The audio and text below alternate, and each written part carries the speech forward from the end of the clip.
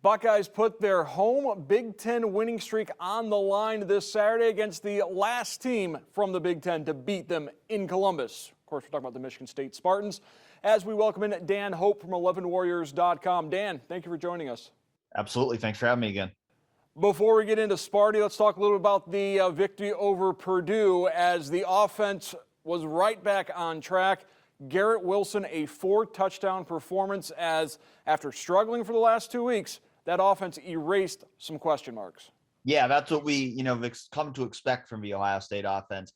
Moving the ball, down the field, both, through the air, on the ground, really all night. I think they punted once, and the only other time they didn't score was the end of a game when they ran the ball down to the 8-yard line and then kneeled out the clock. So it was almost a perfect performance for the Ohio State offense. Garrett Wilson, like you mentioned, had the game of his career. CJ Stroud may have had his best performance yet.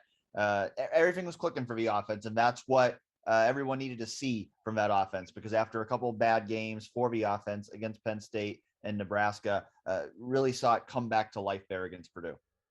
Defense gave up close to 400 passing yards. A lot of that came after the game was put away. If you look at some of the advanced metrics, though, this Ohio State defense isn't as bad as perhaps some people think.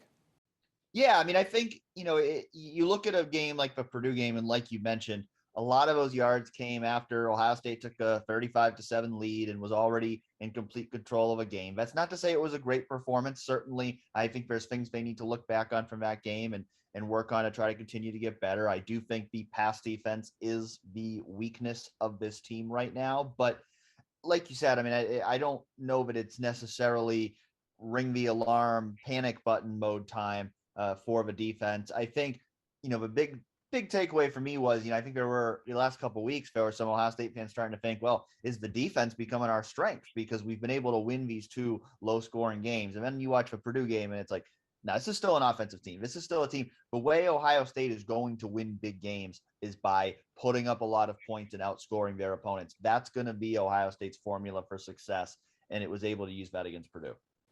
Ryan Day, throughout this last couple of weeks, has talked about how this is March Madness, and this very much is a playoff elimination game between Ohio State and Michigan State.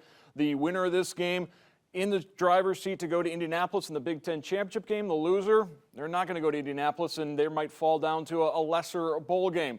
So Ohio State's mindset, despite the fact that the game is looming, as we heard a couple of times this past week, the Ohio State players are keeping their feet where they are at, meaning they're not looking past Michigan. They're very much focused on Michigan State. Now, I mean, this game itself is as big as it gets, right? It's a top 10 game, college game days in town. Like you said, both of these teams playing for the Big Ten East, they both still control their own destiny in the Big Ten and effectively the college ball playoff, because any team at this point that goes 12-1 and wins the Big Ten is going to make the college ball playoff. So this is as big as it's get. You certainly cannot be looking past anything past this. Yeah, there's a big game next week. Yeah, there's bigger goals to come, but you have to win this one, or all those goals that you have of winning a Big Ten title and winning the college ball playoff, those are going to be gone. One of the other interesting subplots of this game is this is essentially a Heisman Trophy runoff, if you will, because both C.J. Stroud and Kenneth Walker III, the running back from Michigan State, are both among those Heisman favorites right now. It seems to be a wide-open Heisman race. They're not going to go up against each other head-to-head, obviously, but whoever comes out of this game with the better of the two games gives a big step up, leg up in the Heisman race. Yeah, I think it's very likely that whichever one of their teams wins this game is going to come out of this game as the Heisman frontrunner, especially if they have a big individual performance in the process. And I think if you're C.J. Stroud, this is a matchup that could be favorable for him, because you look at Michigan State, they've allowed more passing yards than any team in the country this year. So you would think C.J. Stroud is going to have the opportunity to put up another big number on Saturday. And if he can do that and lead Ohio State to a top 10 win on the national stage, I think he is going to really start to position himself as the guy to beat for the Heisman with just a few weeks to go. And we've talked about the depth at the wide receiver position for Ohio State, as Garrett Wilson, the 4 touchdowns this past week. The week before that, Jackson Smith and Jigba over 200 yards receiving. Neither one of those guys are a Biletnikoff Award finalist, yet Chris Olave is. Olave's got more touchdowns than the other two. The three of those guys, the fact that you're talking about an Ohio State position room where conceivably you could have 3 1,000-yard receivers this season. Jackson Smith and Jigba's already over it. Garrett Wilson very much on track for it. Olave might need a deeper playoff run in some big games to get to it, but the fact that you got 3 receivers that could hit 1,000 yards for Ohio State, that is a world of difference from where we were 7, 8 years ago with this Ohio State position group. Yeah, to put that into context, Ohio State had only had 5 1,000-yard receivers ever before this season. So the fact that Ohio State could have 3 1,000-yard receivers, I think that's a very attainable goal for both Garrett Wilson and Chris Olave at this point. Speaks to how elite this wide receiver group is. And it is. I mean, it's, again, the fact that Chris Olave is the team's 3rd leading receiver in terms of catches and yards, and he's a Biletnikoff Award semifinalist, speaks to how elite this room is. I think you could certainly make a case that both Jackson Smith-Njigba and Garrett Wilson belong on that Biletnikoff Award list too. But you've got 3 guys who are all superstars, and they just all happen to be playing together.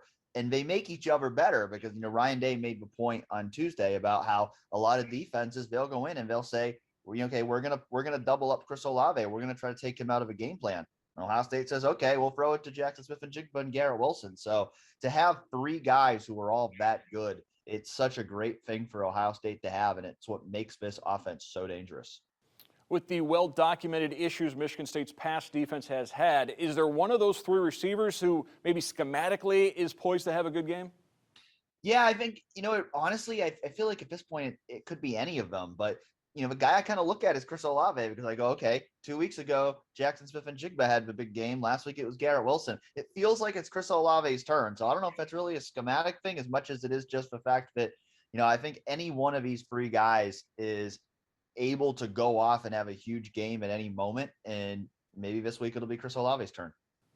One of the interesting things that came out of that Purdue game, TreVeyon Henderson had a strong game, but he was not the leading rusher. Mayan Williams ended up being the leading rusher as he had quite a few carries that final drive of the 4th quarter where they were just handing the ball to Mayan and they ran out the clock, and he churned up a lot of yards in that game. But we also, not a lot of people noticed, TreVeyon Henderson missed some time in that game. He limped off the field. I think he went, maybe got an ankle rewrap, came back on the field. So I think there may be a little question about TreVeyon Henderson's health, but if you don't have Henderson, Mayan Williams gives you a different type of back, and with Master Teague being in and out of the lineup, you do have some good depth at the running back position.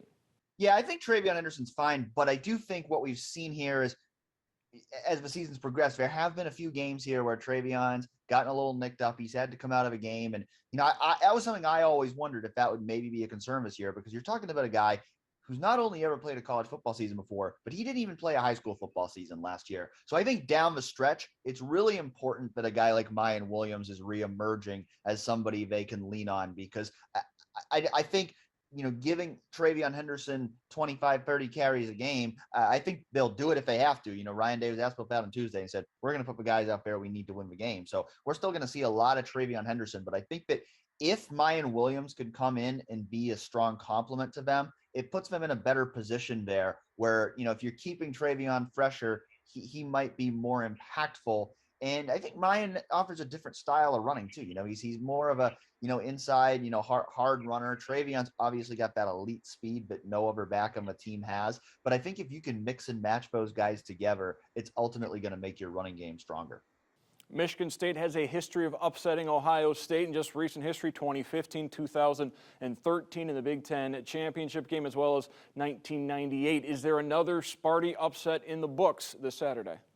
I don't rule it out. I do think that Ohio State should be able to win this game, and I think a lot of that goes back to what we talked about before. Of you've got this elite Ohio State offense against a Michigan State defense that has struggled against the pass, and I think that if Ohio State can take advantage of that, if its defense can hold up well enough, Ohio State should be able to win this game. Where I think this game gets dangerous is you look at the last couple games.